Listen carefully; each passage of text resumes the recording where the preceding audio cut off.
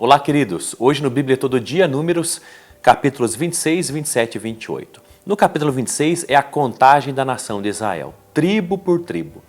E lá no verso número 51 vai dizer o total, então, da nação de Israel de pessoas acima de 20 anos, né? Homens acima de 20 anos, sendo 601.730 pessoas. Que interessante.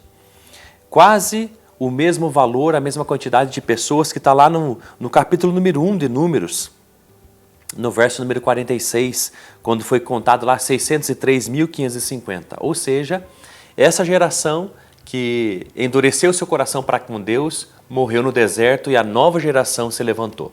Todos aqueles de 19 anos para baixo, agora somam aí os homens, mais de 600 mil homens.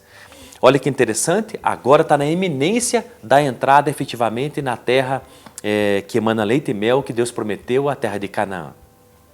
601.730 homens. A palavra de Deus vai falar então sobre essa divisão da terra, como que deve ser feita no final do capítulo número 26. Olha, vocês vão conquistar essa terra que eu vou lhes dar, essa terra extraordinária e maravilhosa, e como que vocês vão então repartir a terra. Está ali no verso número 53. A terra será repartida. E será repartida conforme as tribos e conforme a população dessas tribos.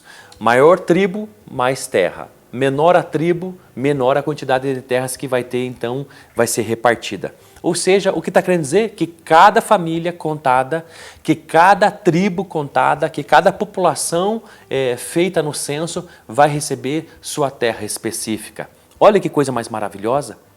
Teria terra para todo mundo. Cada um teria seu pedacinho de terra.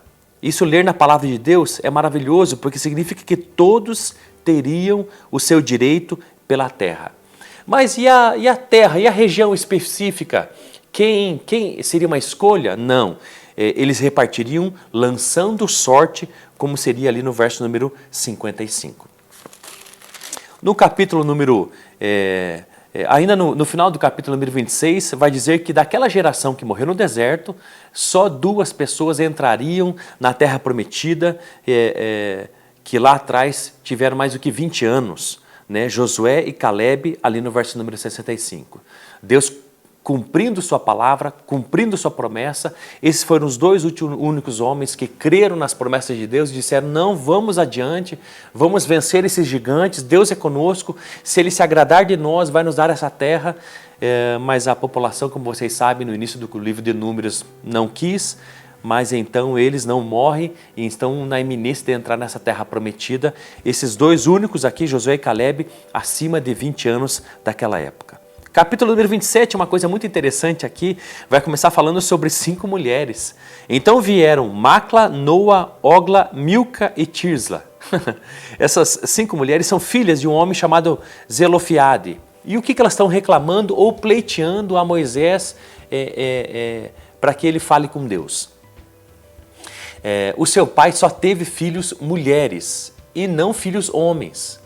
Então elas não têm direito a essa herança que foi repartido igual, aliás não igual, mas para todos teriam uma porção de terra, mas elas não teriam porque não tiveram um irmão homem. O seu pai só teve filhos mulheres, não teve filhos homens.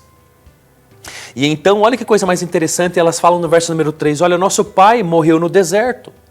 E aí diz o verso número 4, olha, o nosso pai não teve filho, por causa disso nós não vamos ter propriedade, terra entre os nossos irmãos, entre todas as tribos de Israel. Olha que coisa mais linda elas pleiteando isso a Deus. E aí então a Bíblia diz que Moisés foi consultar o Senhor e no verso número 7, Deus dizendo, o que as filhas de Zolefiade dizem está certo. Olha a forma de governo de Deus, coisa mais linda. A forma de governo de Deus não é autoritária ou unilateral. Ele estabeleceu que as terras teriam repartidas com base nos homens e o censo que foi levantado, acima de 20 anos. Mas ele está dizendo assim, olha, o que essas mulheres estão dizendo, elas são certas. Elas também merecem terras junto com todas as demais famílias e tribos de Israel. Olha como ali se abre uma jurisprudência. Olha como Deus olha tudo isso e vê olha como esse governo de Deus não parte só dele e me obedeçam o que eu estou dizendo. Claro que a gente tem que entender isso, mas quando as pessoas vêm com Deus com coisas corretas, justas, Deus olha para isso e percebe que precisa ser feito. Olha que coisa mais poderosa. Por causa disso, inclusive, foi feita até uma nova legislação sobre como se repartiria a terra caso não tivesse filhos ou não tivesse filhas, iria então para o irmão mais próximo ou para o tio mais próximo. Olha que coisa mais interessante. Diz ali então no início do capítulo número 27. Depois disso, Moisés, que saberia que não entraria na terra prometida, até porque ele foi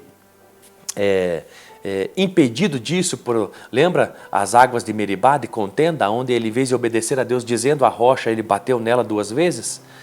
Pois então, ele então se preocupa sobre a nova liderança, quem conduziria a nação de Israel. Ele diz ali no verso número 16, Senhor, Deus, os espíritos de toda a humanidade, nomeia um homem para liderar a comunidade. Então Moisés está preocupado com esse novo líder. Quem, Senhor, levante uma pessoa, levante um líder que vai liderar então a nação de Israel.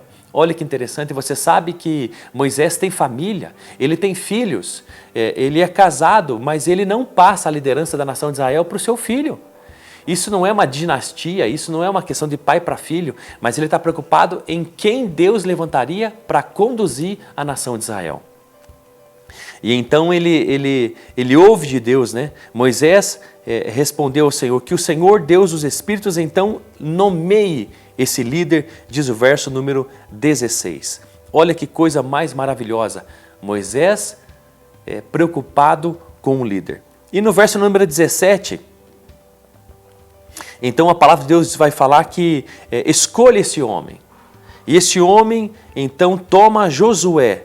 Deus estabelece essa pessoa. É Josué. Por quê? Homem em quem há o Espírito. Olha que interessante, não é procure alguém que receba o Espírito Santo, não, alguém que já tenha o Espírito Santo. Uma outra coisa importante é reúna a congregação, reúna o povo e ordene publicamente ele diante de todos, diz o verso número 19. E uma outra coisa importante no verso número 20, porás a tua glória sobre ele. E é esses que então a nação vai ter que obedecer. Olha que interessante. Josué tinha essas 3 coisas. Né? Era alguém que já tinha o Espírito Santo, que então publicamente foi feito essa transmissão ou transferência da liderança de Moisés a Josué, e aquilo que estava então sobre Moisés foi derramado sobre Josué. Nesse exato momento, uma outra coisa muito interessante diz ali no verso número 20 e 21, para que a nação de Israel obedecesse Josué, mas não foi dado todo o poder civil e espiritual a Josué. Foi dado a Josué apenas a liderança da nação na área civil, porque a área espiritual estava na mão do sacerdote da época, Eleazar. Deus não dá todo o poder na mão de uma pessoa só. Por quê? Porque o poder pode corromper as pessoas, porque pode virar autoritarismo, pode virar um governo autoritário que um só manda. Isso é muito perigoso. Isso já se sabe desde lá no livro de Números. Portanto, havia 2 lideranças, a civil Josué e a espiritual pelo sumo sacerdote, filho de Arão, Eleazar. Capítulo então número 28, o último capítulo desse vídeo. Nesse capítulo vai falar sobre uma oferta, um holocausto contínuo que deveria ser oferecido.